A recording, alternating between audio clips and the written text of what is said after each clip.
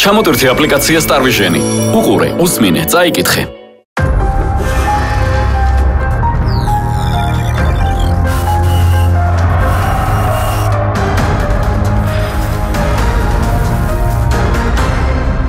ნოგია დიდი ცვლილებები განხორციელდა საქართველოს ხელისუფლებაში, მთავრობაში დიდი ცვლილებები და ნებათაღელვა მიმდინარეობს პარტიის შიგნითაც. პირველ რიგში მოდით ვისაუბროთ მთავრობაზე.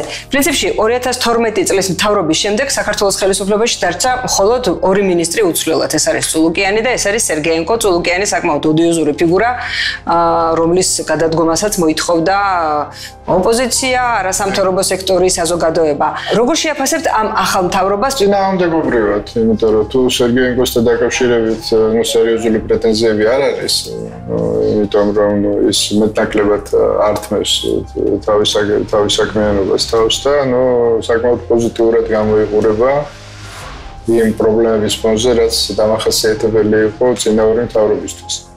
წულუკიანთან დაკავშირებით, რა თქმა უნდა, სერიოზული კითხვის ნიშნები ჩნდება, იმიტომ რომ ამოცანად ეს არის ჩემის აზრით სერიოზული მართლობითი კრიზისის გადალახვა. რაზე ჩვენ არაერთხელ გვისაუბრია, კრიზისის გადალახვა თავში გულისხმობს სერიოზულ სტრუქტურულ რეფორმირებას, სამართლის სისტემის დახვეწას, ეფექტურობის შეძენას და ასე შემდეგ. მეორე მხრივ ბუნებრივია, როდესაც ესეთ რადიკალურ ცვლილებებს იწვევ, შესაბამისი საკადრო რეფორმაც ტარდება. წულუკიანის დატოვება ნიშნავს ერთ რამეს, რომ შეიძლება ხელისუფლებას სერიოზული რეფორმები აქვს დაგეგმილი, მაგრამ ეს არის გზავნილი, რომ მართლმსაჯულების სისტემაში მაინც არაფერი არ შეიცვლება. იმიტომ რომ ეს იუსტიციის ბლოკი იყო და რჩება მისი პასუხისმგებლობის ზონად. მას რომ ამის გაკეთება დომებოდა, ამას ადრე გააკეთებდა, სინამდვილეში სრული წარუმატებლობა, როგორც ქვეყნის გარეთ საქმეების წარმოებასთან დაკავშირებით, სასამართლოში ფაქტობრივად კოლექტიურ მორუსიძეზე ყველაფრის აწყობა, პროკურატურაში მუდმივი რყევები, რაც ბოლოს მთავარი პროკურორის გადადგომითაც კი დასრულდა, ეს ყველაფერი არის წულუკიანის პასუხისმგებლობის ზონა. მიუხედავად ამისა, მისი დატოვება, რა თქმა უნდა, გარკვეულწილად აკნინებს იმ პროცესს, რისი თუნდაც ესეთი მოგრძელებული იმედი გაჩნდა ბოლო პერიოდში. მაგრამ შეიძლება ეს არის ტაქტიკური გადაწყვეტილება, გამომდინარე იქიდან, რომ წულუკიანს ძალიან არ უნდა წასვლა და რა მექანიზმების ჩართვა შეეძლო, ჩვენ შეგვიძლია ეს მხოლოდ ვივარაუდოთ იმისათვის, რომ თავისი დარჩენა უზრუნველყო და შესაბამისად იმედი მაქვს, რომ ეს მაინც ტაქტიკური გადაწყვეტილებაა და არა სტრატეგიული. და ამ ტაქტიკურ გადაწყვეტილებაში რა გულისხმობთ? ანუ შესაძლებელია თუ არა ეს იყოს დროებითი და რა შეიძლება, რა მექანიზმები შეიძლება აემუშავებინა წულუკიანს, იმიტომ რომ ჩვენ ფაქტობრივად ვიცით, რომ საზოგადოების დიდი ნაწილი იყო მის წინააღმდეგ. ანუ წულუკიანს თუ ჰქონდა მაგალითად თქვათ რაღაცა გარკვეული უარყოფითი იმიჯი, ბოლო პერიოდში ეს უარყოფითი იმიჯი გაცილებით უფრო დიდი გახდა. ეს იმიჯი ვრცელდება თუ არა მთავრობაზეც ამ შემთხვევაში? მე არ მინდა ახლა აქ რაღაც ჭორაობა შევიდე და რაღაც კონკრეტულ მიზეზებზე და კონკრეტულ თემებზე ვისაუბრო. მე მხოლოდ კიდევ ერთხელ ვიტყვი, ვიმედოვნებ, რომ ეს არის მაინც დროებითი გადაწყვეტილება, ტაქტიკური გადაწყვეტილება და ის შეიცვლება და ამის საიცოცხლო აუცილებლობაა. არა იმიტომ ეხლა რომ წულუკიანი მაინც და მაინც ახლა განსაკუთრებით კარგი ან განსაკუთრებით ცუდი მინისტრია, ახლა მე მის დემონიზებასაც არ დავიწყებ. უბრალოდ საქმე იმაში გახლავთ, რომ სერიოზული რეფორმების გატარება შეუძლებელია მართლმსაჯულების სისტემის მიმართ ნდობის აღდგენის გარეშე, ხო? რაც კატასტროფულ ნიშნულზეა ჩამოსული, ამას ყველა კვლევა აჩვენებს. მართლმსაჯულების სისტემის ადმინდობა, სანამ წულუკიანი მინისტრია, ძალიან ძნელად მოსაპოვებელი იქნება და აქედან გამომდინარე ეს ობიექტურად აუცილებელი ნაბიჯი ღირსეული ადამიანები იმ მოცემულობაში რაც შეიქმნა თვითონ მიდიან თანამდებობიდან, როგორც ეს ნორმალურ ქვეყნებში, ხო? წულუკიანი რატომღაც ნაცვლად იმისა, რომ დაინახოს რეალობა და მიუხედავად იმისა, თulis ის თუ სამართლიანია თუ უსამართლო გაერიდოს სიტუაციას სახელმწიფოს სახელით, სახელმწიფო ინტერესებიდან გამომდინარე, ხედავთ, რომ ეგვაუჭება ამას ყველაფერს და არაფრის დათმობა არ უნდა. Ну, ცუდია, ხო, ეს კიდევ ერთხელ მეტყველებს, რომ მას სახელმწიფოებრივი აზროვნების საერთოდ ერთი წვეთი არ აქვს და საკუთარი ინტერესების პრიზმაში უყურებს ქვეყანაში განვითარებულ პროცესებს. ანუ არის თუ არა წულკენი პრობლემა, რომელიც ივანიშვილმა აი ამ დიდ გადაადგილებაში ვერ გადაჭრა. მე მაინც არ დავარქმევდი ამას გადაუჭრელ პრობლემას და რაღაც სერიოზული პრობლემა არის, მაგრამ მაინც არ მინდა რომ ბოლომდე დიაგნოზი დავსვა. Ну, ივანიშვილი არის ადამიანი, რომელსაც არ უყვარს ხისტი მოქმედებები. და თუ ადამიანებისგან წინააღმდეგობას ხედავს, ის ცდილობს, რომ ესე რომ ვთქვათ, სხვა გზით იმოქმედოს. პირდაპირ დაპირისპირება მას არ უყვარს ესეთ შემთხვევებში. უნდა ელოდეს თუ არა წულუკიანი რაღაც მოულოდნელობებს ამ შემთხვევაში? Ну, არ ვიცი, ხა მე ამაზე არ ვილაპარაკებ. რაც შეეხება ეკონომიკის ministrs, რომელთან დაკავშირებითაც ბევრი კითხვა იყო, იგი მოსკოვიდან ჩამოიყვანეს და ამ წუთებშიც მოსკოვში იმყოფება, რაც შეეხება ფინანსთა ministrs, ასევე მასთან დაკავშირებითაც ვთქვათ, ბევრი კითხვა გაჩნდა, ვთქვათ, როგორ აპირებს ის ქვეყანაში არსებული პრობლემების მოგვარებას, ასევე ბევრი კითხვა გაჩნდა განათლების ministrთან დაკავშირებითაც. მოკლედ, აი ეს ministrები, რომელსაც დაუსვეს კითხვები და ფაქტია, რომ ეს ყველაფერი ღია ეთერის რეჟიმში მიმდინარეობდა და ბევრი კითხვა დარჩა პასუხი გაუცემელი. ხო, ну, ახლა ეს რა ჩვენა ამან? არაფერი მე მგონი ისეთი განსაკუთრებული სისტემური, ხო? ეხლა, ну, დავიწყოთ იქიდან, რომ ამ ადამიანებს არ აქვს პოლიტიკური გამოცდილება და ეხლა პოლიტიკურ რიტორიკაში გასაგებია, რომ ისინი ვინც კითხვებს უსვავდა მათ, ну, ძალიან გამოცდილი პოლიტიკოსები არიან და ესე რომ ვთქვათ, მაქსიმალურად შეუძლიათ დრამატული სურათი აჩვენონ. მე არ ვიჩქარებდი მათ შეფასებას, სიმართლე გითხრათ. ეხლა თავისთავად აქცენტი იმაზე, რომ მოსკოვიდან არის ჩამოსული, მე არ მგონია, რომ იყოს სწორი, იმიტომ რომ ეხლა დიდი ბოდიში, მაგრამ ჩვენი ემიგრაციის 70% რუსეთშია, ხო, რა ვქნათ, ეხლა ყველას ეჭვის თვალით უყუროთ. არ იქნება ჩემი აზრით ეს სწორი, ხო? ну, ესე კითხვები გაჩნდა ეხლა ხელისუფლებაში მოსვლიდან ერთ კვირაში მოსკოვში წასვლასთან დაკავშირებითაც, თუმცა ოფიციალური ინფორმაციით იგი თავის ძველი სამსახურიდან გადააბარებს. მარტო გადაბარება არ არის, ოჯახი ყავს ამ ადამიანს და შეიძლება რაღაც ბინა აქვს, რაღაცა, ხო, ანუ თავის სახუფაცხოვრებო პრობლემები აქვს გადასაწყვეტი ეხლა. რატომ წავიდა მოსკოვში, ხო? მაშინ როდესაც წლების განმავლობაში იქ მუშაობდა და ბევრი ტექნიკური საკითხია გადასაწყვეტი, ну, ეს მე მგონი არასერიოზული კითხვაა და არ უნდა ისმებოდეს. რაც შეეხება ფინანსთა ministrs, ну, მე არ ვიცი, ხა სიმართლე გითხრათ, ამ ადამიანების შეფასებას მე არ დავიწყებდი ჯერჯერობით. ну, თუ ისინი იმოქმედებენ იმ გაცხადებული სტრატეგიის ფარგლებში, ეკონომიკური სტრატეგიის ფარგლებში, რაზეც პრემიერ-მინისტრი საუბრობდა ბოლო პერიოდში და მე სიმართლე გითხრათ მომწონდა ეს სტრატეგია, იმიტომ რომ აქ რაზე იყო საუბარი, ხო, აქცენტი იყო გაკეთებული გარკვეულ პროტექციონიზმზე საშუალო და წვრილ მეწარმეობასთან დაკავშირებით, აქცენტი იყო გაკეთებული იმაზე, რომ საბანკო სფერო უნდა ჩაეტიოს თავისი მომსახურების ჩარჩოებში და არა დომინირებდეს ეკონომიკაზე, რაც იყო კვირიკაშვილის ერთ-ერთი ყველაზე დიდი შეცდომა, დანაშაულს ამას არ დაუძახებდი, იმიტომ რომ ამან ძალიან დააზიანა ქართული ეკონომიკა პირდაპირ გეტყვით. ასე რომ მე ძირითადი ხედვები პრინციპში მომწონს. თუ ეხლა ეს ადამიანები ამას განახორციელებენ და აქვთ ამის პროფესიული უნარები და პრინციპში მონდომებაც, ხო, მე ამის წინააღმდეგი ნამდვილად არ ვიქნები.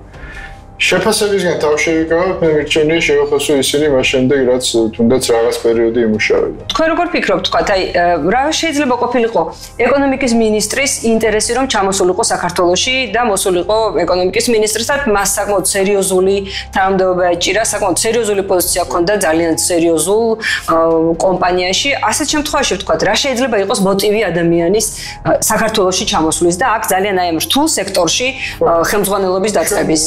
გამორიცხავთ იმას, რომ მოტივი არის ელემენტარულად ის, რომ თავის ქვეყანა უყვარს, ხო?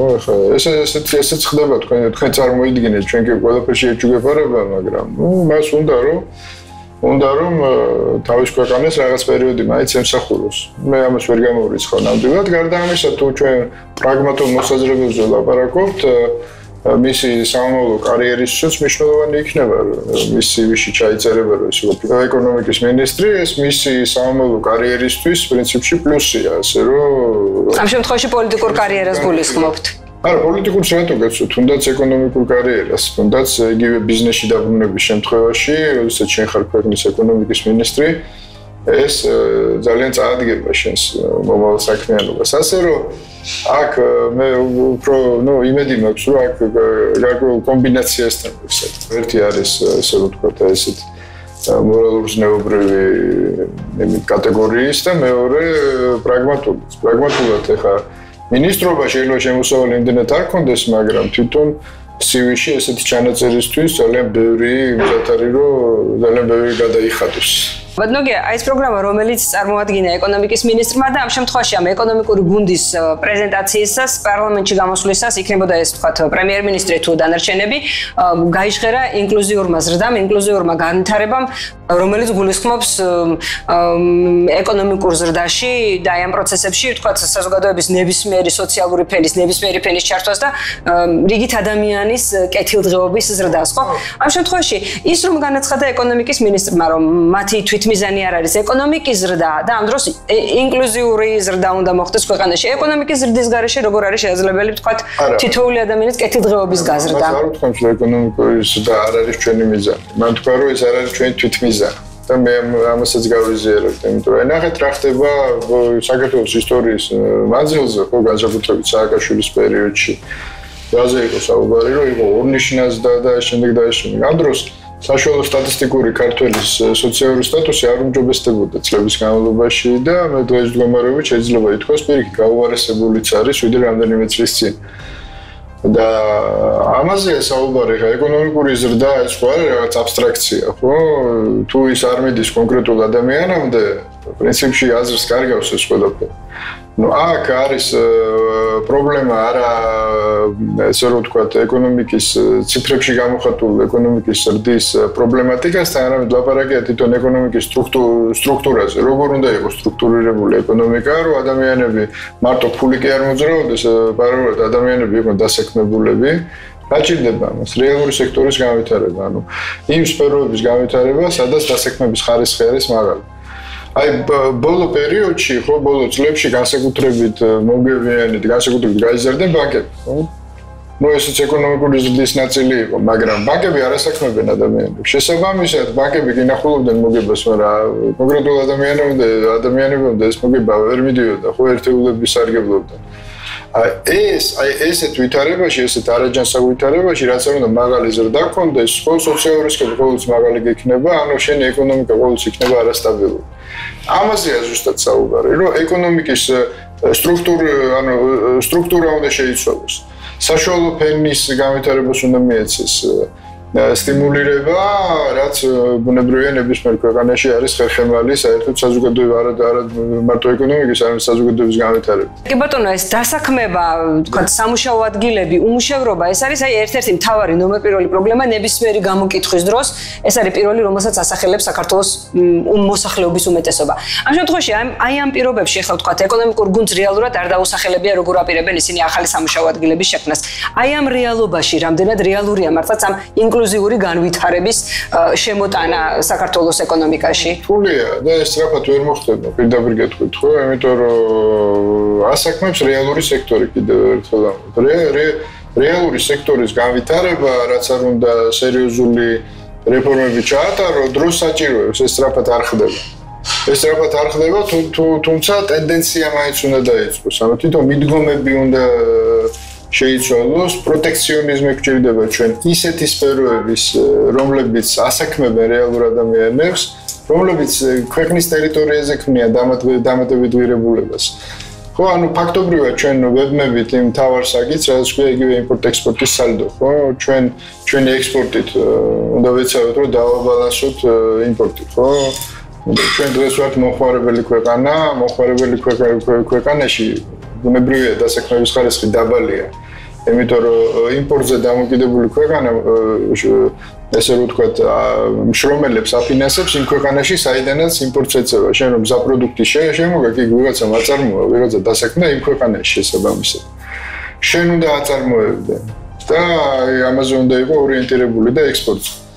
ეს ბალანსი როგორ უნდა შეიცვალოს, ხო? ჩვენ უნდა შევქმნათ რეალური სექტორი ეკონომიკის, წარმოებაზე უნდა ვიყოთ ორიენტირებული კონკურენტულ წარმოებაზე, იმისაც რომ ჯერ საკუთარი ბაზარი გავაჯეროთ. უკანასკნელი სტატისტიკით მნიშვნელოვნად არის გაზრდილი საქართველოს ექსპორტი ევროკავშირის ქვეყნებში. ამ მიმართულებით თქვენ რა პერსპექტივას ხედავთ და ვთქვათ ეს რამდენად შეიძლება იყოს იგივე აი ამ ინკლუზიური განვითარების მაგალითად მასტიმულირებელი? ნუ რა არის იცით ექსპორტი აბსოლუტურ მაჩვენებლებს როცა პროცენტებს როცა გვეუბნებიან ჩვენ გონია რომ ეს რაღაცას ნიშნავს. ხო ხა ეს არასერიოზული არა. არასე ამ ციფრებზე ლაპარაკი იმდენად არასერიოზულია. თქვენ სანდო ნახეთ რა ექსპორტს 0 თუ გაქვს მე 1 თუ გაქვს და მე 3-იც რო გახდება ხო უკვე რაღაც 100%-იან ზრდაზე შეგიძლია ილაპარაკო და თითქოს ეს რაღაცა ჟღერს მაგრამ აბსოლუტური მაჩვენებლები არის ძალიან სასაცილო და არასერიოზული განხილვათაც არ არის ხო რა გაგვაქვს ჩვენ რა გაგვაქვს ღვინო ვერ იქნება ჩვენი ეკონომიკის ესე რომ ვთქვათ ფუნდამენტი ჩვენ გვჭირდება რეალური სექტორი, რეალური წარმოება. რა შეიძლება იყოს ეს რეალური სექტორი? ყველაფერი აბსოლუტურად, ხო? დაწყებული იგივე კვების მრეწველობის გადამამუშავებელი, უბრალოდ კვების გადამამუშავებელი მრეწველობის ისეთ დონეზე დაყენება, რომ 80-90%-ს რასაც ჭამდა, რასაც საქართველოში იწარმოებოდეს. ეს მოახერხა აზერბაიჯანმა, რომელსაც ფაქტობრივად ამირი აქვს. მათ მოახერხეს ამის გაკეთება. ჩვენ რა უბედურება გვჭირს, რომ საქართველოში არათუ ვერ ვაწარმოოთ, რასაც მოვიხმართ. არამედ ექსპორტზეც გავცეთ, არა მხოლოდ ღვინო, არამედ ძალიან ბევრი სხვა პროდუქტი, ხო? ამის ყველა საშუალება და პოტენციალი გვაქვს. მაგრამ ამას სჭირდება გარკვეული პროტექციონისტული მიზანმიმართული პოლიტიკა. მსუბუქი მრეწველობა, რატომაც არა, ხო? იგივე დაუშვათ გამომდინარე ჩვენი გეოპოლიტიკური ფუნქციიდან ლოგისტიკური ცენტრები, სადაც არა მხოლოდ ტრანზიტზე იქნება ლაპარაკი, არამედ საბოლოო სახის მიცემა ამ თუ პროდუქტისთვის. ამ საკითხში ჩვენ შეგვიძლია გამოვიყენოთ იგივე ის პრეფერენციები, რაც იგივე ევროკავშირთან გვაქვს, ხო? ჩვენ დავაინტერესოთ დაუშვათ იგივე აღმოსავლეთის ქვეყნები იმაში, რომ აი ეს ჩვენი პრეფერენციები გამოიყენონ და ისინი ამას გამოიყენებენ მხოლოდ იმ შემთხვევაში, თუ აწარმოებენ საქართველოს ტერიტორიაზე. კი ბატონო, თქვენ აღნიშნავთ, რომ ქვეყანას აქვს ეს პოტენციალი. რამდენად არის ეს პოტენციალი აი ამ ახალმთავრობაში, რომ ეს ყველაფერი სწორად დაგეგმოს, იყოს პოლიტიკური ნება, იყოს სტრატეგია და განახორციელოს? აბა რა გითხრათ წინასწარ, ხო? წინასწარ ვერ გეტყვით, მე მომეწონა ის, ესეთი მწირი, მაგრამ მაინც გზავნილები პრემიერ-მინისტრის მხრიდან, ეხლა ისინი ამას გააკეთებენ, არ გააკეთებენ, ეს უკვე ქმედებაში უნდა ვნახოთ, ხო, მე წინასწარ მე არ ვიცნობ ამ ადამიანებს. ამიტომ მათ შესაძლებლობებზე და რეალურ სურვილებზე ჯერჯერობით ვერ ვისაუბრებ. ბატონო, ეხლა მინდა გითხოთ რა ხდება მართლ გუნდში. დაიწყო შიდა დაპირისპირების ახალი ტალღა, მას შემდეგ რაც დავით ჭიჭინაძე გაირიცხა პარტიიდან. თავიდან იყო საუბარი იმაზე, რომ ივანიშვილმა არაფერი იცოდა ამის შესახებ, დღეს უკვე ითქვა, რომ ივანიშვილის გარეშე შეუძლებელია ეს მომხდარიყო. თქვენ როგორ ფიქრობთ, რეალურად რა გახდა ამ ადამიანის პარტიიდან გარიცხვის მიზეზი და რა ხდება საერთოდ პარტიაში? ანუ კრიტიკა პარტიაში დასჯადია, ჩვენ ვიცით ეს გადაწყვეტილება მოყვა იმ განცხადებას, რომელიც ჭიჭინაძემ გააკეთა მაღაროში დატრიალებულ ტრაგედიასთან დაკავშირებით აღნიშნა, რომ რეგულაციები ვერ მოხერხდა, ვერ დაწესდა, იქ მდგომარეობა ვერ მოწესრიგდა, იმიტომ რომ ამას უშლიდა ხელს პრემიერი კვირიკაშვილი. და რომ თქვა, რომ ეს იყო არასწორი განცხადება. ერთ სიტყვით, კრიტიკა სიმართლე დასჯადია პარტიაში. რა ხდება? ეხლა ჯერ ესეთი რასაც ქვია, მე ქართულოსნოს პარტიაში ვერ უწოდებდი. ხო, ეს არის პარტია, ეს დიდი ხანია, ეს არის აბსოლუტურად ესეთი აჯაფსანდალის ტიპის სუბსტანცია, შეიძლება ითქვას.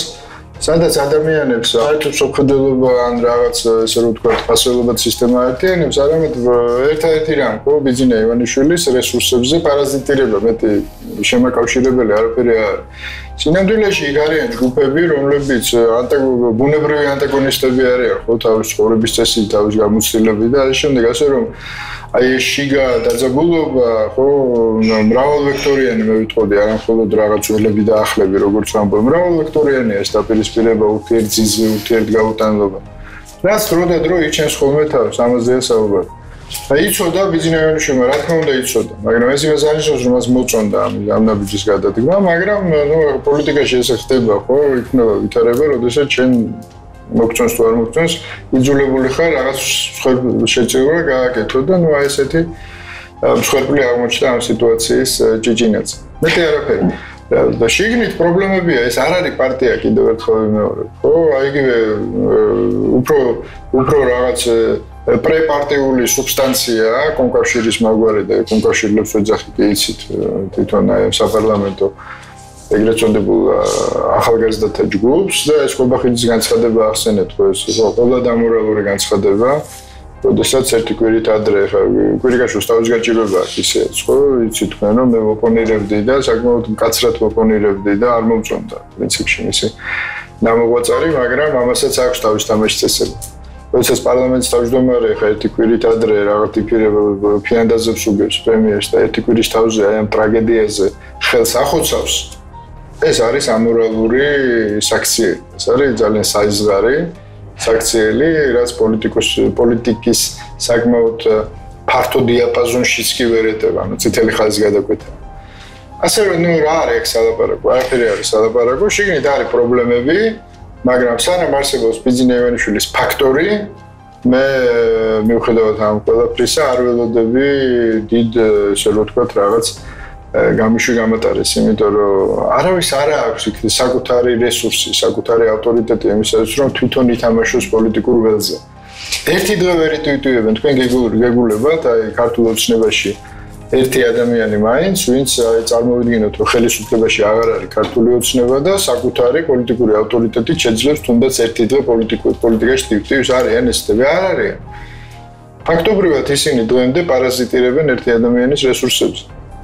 სანამ მას აქვს ინტერესი, რომ აი თუნდაც ეს ურთიერთზიზღზე და გაუტანობაზე აშენებული რაღაც ეს გაუგებარი კონსტრუქცია შეინახოს და კვებოს, ხო? მანამდე მე მგონი ეს წარმონაქმნი იარსებობს. იგივე ჭიჭინაძემ განაცხადა, რომ შეიძლება ის ერთადერთი არ იყოს, ვინც პარტიიდან გაირიცხა, მას შეიძლება მოყვნენ სხვებიც. ეს კიდევ ერთხელ მეტყველებს სწორედ იმ დაპირისპირებაზე და ანტაგონიზმზე, რომელსაც აქვს პარტიაში ადგილი. და მან დაანონსა ასევე, რომ შეიძლება შექმნას ფრაქცია ქართული ოცნება 2012. ეს ნიშნავს ხო არა იმას, რომ შეიძლება დაიშალოს ეს პარტია და რაც არ უნდა ფრაქციები შეიქმნას, ჩვენ და ვიცოდეთ, რომ ეს ფრაქციაც იქნება ორიენტირებული ბიძინა ივანიშვილზე. ანუ ამით ეს პოლიტიკური მოზაიკა არ შეიცვლება. ნუ კი ბატონო, მოხდება ლეგალიზება შიგა რაღაც მოძრაობების, მაგრამ რა ამით რა იცვლება? არ იცვლება. უბრალოდ ისინი თუ ადრე რაღაც ერთად ისე ხო ცაცალკე, მაგრამ კიდევ ერთხელ ვამბობ, არც ერთ ამ ადამიანს არ აქვს საკუთარი პოლიტიკური კაპიტალი. ისინი ყველა არიან, მათ ყველას აქვთ სწორება ბიძინა ივანიშვილს. ესეთი მოცემულობაა. ის ადამიანიც ნუ იძულებულია რომ ზიდოს ეს საკმაოდ დიდი ტვირთი. ნუ ერთის მხრივ პრინციპში მისი შეცდომების შედეგია, როდესაც ეს კონსტრუქცია შეიკრა, მაგრამ მეორეს მხრივ მას ეს სხვა გზა არ აქვს, უნდა ზიდოს. მაშინ როდესაც თქვენ აღნიშნეთ და ფაქტია გაჟღერდა დღეს, რომ ივანიშვილმა იცოდა ამის შესახებ და მან მიიღო ეს გადაწყვეტილება. ანუ ფაქტობრივად მან დაიკავა ახალგაზრდების გუნდის მხარე თუ ეს გადაწყვეტილება, რომ ამ ახალგაზრდებმა ისწავლეს, ესე რომ ვთქვათ, ფეხების ბაკუნი განჩხლება და ესეთი რაღაცები ისწავლეს. კლასიკური შემთხვევა, როდესაც შვილი ну а ეს დედიკოს ბიჭი კლასიკური მამიკოსთან მიდის და ну ყვება როგორ ჩაგრავენ იქ საერთოდ როგორ ხდებიან 20 კაპიკს როგორ ართმევენ და ну ძალიან აბაკუნეს მამიკო მიუხედავად იმისა რომ ესმის რომ შეიძლება პრობლემა მის შვილშია და არა მის მეზობლებში ხო რომელიც მას თავში უთაქებენ ну მის შვილია რა უნდა ქნას ხო შესაბამისად ამ ჯგუფს გამომდინარე იქიდან რომ მათ აბარია დღეს პარლამენტი თავმჯდომარეობით ხო ის იძულებულია რომ გარკვეულწილად მიყვეს მათ აი პარლამენტის ფარგლებში ვამბობ ხასუსო მათ სურვილებს, გაბუტოებს და ფეხების ბაკუნს აყვეს ხო გარკვეულწილად ну ეხა მით უმეტეს რომ ერთი დეპუტატის გარიცხვა მაშინ როდესაც ამ დეპუტატთან შეიძლება გვერდზე მოფერება და პრინციპში მისი გაგების მოპოვება, ну ახლა ნიშნავს თუ არა ეს იმას, რომ ბიძინა ივანიშვილი აპირებს შეცვალოს რაღაცა გარკვეული კონფიგურაცია ქართულ ოცნებაში, მით უმეტეს თუ გავიხსენებთ ჩვენ მის განცხადებებს, როდესაც ის მოდიოდა ხელისუფლებაში, მან აღნიშნა, რომ გამორიცხული არ იყო და უშუალოდ შეექმნა ოპოზიცია, მაშინ შეექმნა ესეთი შტაბ-ბიჭდილება, რომ შეიძლება აი ამ ძალით ივანიშვილი დიდხანს არ დარჩეს და გარკვეული დროის შემდეგ თქვათ მისთვის ახალი დასაყრდენი მოძებნოს. ეძებს თუ არა ამ ახალ დასაყრდენს ივანიშვილი? ну რესურსები არის ძალიან მწირი. ახალი დასაყრდენი მანიკო მოძებნა და ვინ არის ეს? ვინ არიან ესენი არიან ბახტაძე, გახარია, ანუ ადამიანები, რომლებიც ამ პოლიტიკურ თამაშებში და პოლიტიკურ მამაძაღლობაში გარეულები არ იყვნენ. და იგივე აი ეს ახალი მინისტრები, რომელზეც თქვენ მესაუბრებით, ესენიც ახლები არიან. ეს ხო ახალი დასაყრდენია, რომელიც დღეს იწყებს ტესტირების რეჟიმში მუშაობას, რა შეუძლიათ. ასე რომ კი, მოკლეს კამია, ცოტაა, მაგრამ არა ეს რეალობაა. და ვინ მოხდება იმად გუნდში, ვთქვათ, იგივე ვთქვათ, რომ ავიღოთ პოლიტიკური პარტია ამ შემთხვევაში, იმიტომ რომ ჩვენ ვიცით, რომ აქამდე იყო შეუძლია ამ ადამიანებს შეუძლიათ ახლა პარტიის რეფორმირება დაიწყონ, ხო? პარტიაში შეიძლება კონიუნქტურის შეცვლა, ეგერ ამხელა პარტიის თავმჯდომარე იყო კვირიკაშვილი და ერთ დღეში უცნაურად გაქრა, ხო? არა მხოლოდ იმიდან, რა ქვია, პრემიერობიდან, არამედ პარტიიდანაც და საერთო პოლიტიკიდან. ასე რომ მთავარია შენ იცოდე, როცა რეფორმას იწყებ, მე რა ხდება. ანუ შესაძლებელია, რომ ივანიშვილი ისევ წავიდეს პარტიის თავმჯდომარეობიდან და თუნდაც იგივე მაგალითად ბახტაძე ან გახარია ვიხილოთ პარტიის თავმჯდომარედ? ის წავიდეს, მაგრამ მას შეუძლია კონიუნქტურის შეცვლა პარტიაში. ვფიქრობ, ის იძულებული იქნება ეს ნებითი გაგება. ეხლა მისგან ყველაზე ძლიერი პოლიტიკური სვლა იქნებოდა ჩემის აზრით. ისევ და ისევ საპრეზიდენტო კენჭისყრა. შესაძლებელია, რომ ის მოგვევლინოს თქვა პრეზიდენტობის კანდიდატად. ნუ რა არის ისეთი? არის ამაზე საუბარი. ლაპარაკია, ხო? გვისაუბრია და მე ვფიქრობ, რომ პოლიტიკურად ეს არის ყველაზე ძლიერი სვლა. მე ვფიქრობდი და დღესაც ესე ვფიქრობ. და დღეს ეს უფრო აშკარად ჩანს კიდე, ვიდრე მაშინ, როდესაც ჩვენ ამაზე ვსაუბრობდით. ანუ ახლა უფრო რეალურად იკვეთება, რომ ივანიშვილი შეიძლება იყოს პრეზიდენტობის კანდიდატი. არა, შეიძლება იყოს თუ არა. მე ვამბობ, რომ ეს იქნება კარგი. ეხლა ის იქნება თუ არ იქნება, ხო, ეს მისი გადასაწყვეტია, მე ხო არ გადავწყვეტ. მე ვამბობ, რომ ეს იქნებოდა კარგი ქვეყნისთვის, ინსტიტუციური წესრიგის აღდგენის თვალსაზრისი და მსვლელობ მართლობაზე სპეკულაციების და დამთავრების თვალსაზრისით და პირადად მისთვისაც ეს იქნებოდა ძალიან კარგი. ერთ-ერთი ეს არის 6 წელი იმუნიტეტი, გარანტირებული იმუნიტეტი, ესე რომ ვთქვათ, ბევრი ტიპის რისკებისგან. და პლუს ამას ეს გახლავთ ის რომ დღეს საზოგადოების გარკვეულ ნაწილს ეჭვი აქვს რომ მას დაკარგული აქვს ლეგიტიმაცია ხალხის მხარდაჭერა. თუ ის ხალხის მხარდაჭერის, ანუ მანდატს, ხალხის მანდატს დაადასტურებდა, ხო, ეს პოლიტიკურად მას ძალიან გააძლიერებდა და სრულ კომფორტ შეუქმნიდა რომ გააკეთოს ის, რისი გაკეთებას დღეს არის აუცილებელი.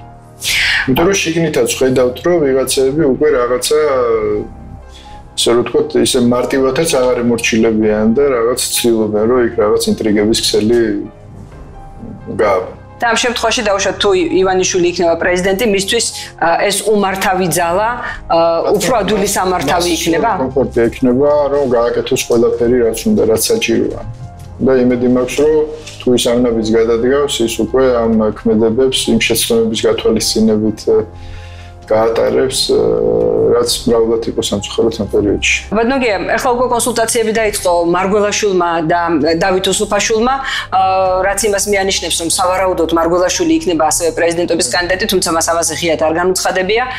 თქვენ როგორ ხედავთ აი ამ საპრეზიდენტო მარათონს, არჩევნების მარათონს? ძალიან დაგვიანებულია მარგველაშვილის მხრიდან ახლა რაღაც კონსულტაციების წარმოება, დათო უსუფაშვილთან მე ყოველთვის მოხარული ვარ მათი შეხვედრისთან. მე იმედი მქონდა რომ შედგებოდა ბევრად უფრო ადრე და მე ვცდილობდი რომ ესე რომ ვთქვათ ესეთი კავშირები გაჩენილი იყო, ნუ არ გამოვიდა. ეხლა დღეს უკვე როცა ეგერ არჩევნები კარს მოგვადგა, რაღაც ფაფხური ხო, უკვე არასერიოზულად მიმაჩნია, იმიტომ რომ არჩევნებში ჭირდება სერიოზული რესურსები, სერიოზული ინფრასტრუქტურა, რაც მარგველაშვილს არ აქვს. მარგველაშვილის საარჩევნო პროცესში შემოსვლის მთავარი ინტრიგა არის არა ის მომგებია თუ არა არჩევნების, რასაც ძალიან სკეპტიკურად უყურებ, არამედ ის რომ ის შეიძლება გახდეს მექანიზმი მეორე ტურის ფორმირების. მის გარეშე მეორე ტური, მაღალი ალბათობით არ იქნება და ქართული ოცნების კანდიდატი პირველ ტურში გაიმარჯვებს, ვინც არ უნდა იყოს. მეორე ტურში ვინ გავა ასეთ შემთხვევაში? მარგველაშვილი? ვერ გავა მარგველაშვილი. მარგველაშვილი ალბათ მესამე ადგილზე გავა, მაგრამ ის იქნება მექანიზმი მეორე ტურის უზრუნველყოფის. რატომ? იმიტომ რომ აი ამ სამობილიზაციო რესურსს ამ ტიპის არჩევნებზე გადამწყვეტ სიტყვას ამბობს არანატურალური ამორჩეველი, ვინმეს მხარდამჭერი. არამედ სამობილიზაციო რესურსი, რომელიც ესე რომ ვთქვათ, ეძებს ან მესამე არჩევას და ვერ ყალიბდება, ან მზათაი რომ გაიყიდოს ერთჯერადად. გაყიდოს თავისი ხმა ერთჯერადად, ხო? ესეც სამობილიზაციო რესურსის გარკვეულ ნაწილს თავის თავზე გადაკაჩავდა მარგველაშვილი და ეს ამას შეიძლება რაღაც ეს შეიძლება კრიტიკული გახდეს ქართული ოცნებისთვის 50%-იანი ბარიერის გადალახვის თვალსაზრისით. მაგრამ მეორე ტურში მე ვფიქრობ, რომ უფრო ვაშაძე გავა, გამომდინარე იქიდან, რომ გრიგოლ ვაშაძეს გულისხმობთ გაერთიანებული ოპოზიციის კანდიდატს. მიუხედავად იმისა, რომ ნაციონალურ მოძრაობას არანაირი შანსი არ აქვს არჩევნების მოგების, ხო? იმიტომ რომ მას საკმაოდ მცირე რიცხოვანი, მაგრამ კარგად მობილიზებული ამორჩეველი ყავს, მაგრამ იმისაც, რომ მეორე ადგილზე გავიდნენ, მათი ელექტორატი საკმარისი იქნება. და ამ შემთხვევაში ვისი კონკურენტი იქნება? ანუ ივანიშვილი, მარგველაშვილი, ვაშაძე, ველოდებით ასევე ევროპული საქართველოს კანდიდატს. არის იცით, კონკურენცია დღეს იმისაც ვინ გახდება პრეზიდენტი პრაქტიკულად არ არსებობს. იმიტომ რომ ნეგატიური არჩევნებია, ხო? ისეთი მესამე არჩევანი, რაც მოთხოვნილება ბაზარზე არ არსებობს. შესაბამისად ეს არის ნეგატიური არჩევნები და თუ ჩვენ კონკურენციის თვალსაზრისით ვუყურებთ, კონკურენცია იქნება ქვედა დონეზე, ქვედა პლასში. ნაციონალურ მოძრაობასა და ნაციონალურ მოძრაობა ორ შორის, ეს ევროპული საქართველოს მხედველობაში, ხო? მათ მოუწევთ ნაციონალური მოძრაობის ელექტორატის ორად გაყოფა და ისინი ახლა არა ქართულ ოცნებას ებრძვიან, არამედ ერთმანეთში აქვთ ეგრეთ წოდებული გარჩევა ვინ გადაკაჩავს ამ ელექტორატს. მე არაფერი არ ხდება. მე ვფიქრობ, რომ ელექტორატის დიდი ნაწილი ისევ ნაციონალურ მოძრაობა ერთში დარჩება და ბოკერიას ლამას თვალებს ჯერჯერობით არ ჩაყვება დაუგება ადგილს. და აი ამ წინასაარჩევნოდ თქვათ, იგივე მართლ პარტიაში, მართლ გუნდში და საერთოდ აი ამ პოლიტიკურ ველზე ელოდებით თუ არა თქვათ მოვლენების უფრო გამძაფრებას? სიმძაფრე იქნება, მაგრამ არა კრიტიკული, არა დრამატული, არა სახელმწიფოებრივი კრიზისის შემქმნელი, მაგრამ ახლა სიმძაფრე საქართველოს დამახასიათებელია, რომ საერთოდ მოვიგონებთ რაღაცას უბედურებას. ოპოზიციამ რო ვერაფერი ვერ მოახერხოს, თვითონ ხელისუფლება რაღაც იგრობას ჩაიდენს. ხო, ახლა ესე ვცხოვრობთ უკვე. დიდი ხანია და ეს არის ჩვენი ისტორიული კანონზომიერება და ეს არის ჩვენთან თამაშის წესები. თუ სხვა რამე არ მოხდა, ქარიშხალით შეგვიძლია ჭიქაში ავტეხოთ. პრობლემა არ აქვს. ასე რომ ჩვენ მე და თქვენ სამუშაო კიდევ გვიქნება. ბოლოს არ შემიძლია რომ არ კითხოთ, საქართველოში სტუმრად იმყოფებოდა ხელოვნური ინტელექტი, სოფია, ჰუმანოიდი, თქვენ როგორ უყურებთ მოკლედ ამ ვიზიტს? ამას ძალიან ესეთი არაერთგვაროვანი რეაქციები მოყვა, დაწყებული, ვთქვათ, ღრმად მორწმუნე ადამიანების მხრიდან, დამთავრებული, ვთქვათ, ლიბერალებითა და ინტელექტუალებით. ერთ სიტყვით, როგორი არის თქვენი რეაქცია სოფიას ვიზიტთან დაკავშირებით? ეს ახლა რობოტის ჩამოსვლა, ხო? არანაირი რეაქცია არ აქვს ამაზე. რობოტები პოლიტიკაში არ გვაკლია. შუთ იგივე კობახიძეც სხვა შორის რობოტის როლს მშვენივრად ითამაშებდა.